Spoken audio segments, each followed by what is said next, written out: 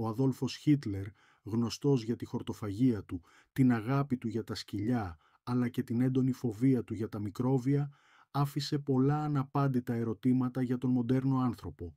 Ο Αδόλφος Χίτλερ πίστευε ότι για την ανάπτυξη της Γερμανίας και της Ευρώπης γενικότερα ήταν απαραίτητο να αφαιρεθούν είτε με τον καλό τρόπο ή με τον κακό τα ζωικά προϊόντα από τη διατροφή και να αντικατασταθούν με φυτικά τρόφιμα, προωθώντας έτσι τη χορτοφαγία ως πιο υγιεινή και βιώσιμη επιλογή.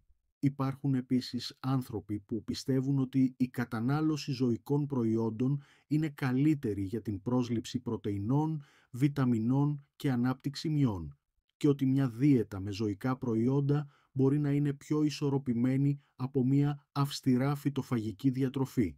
Εσείς τι πιστεύετε? Είχε δίκιο ο Χίτλερ για τη χορτοφαγία ή είναι καλύτερη μια διατροφή που περιέχει ζωικά προϊόντα?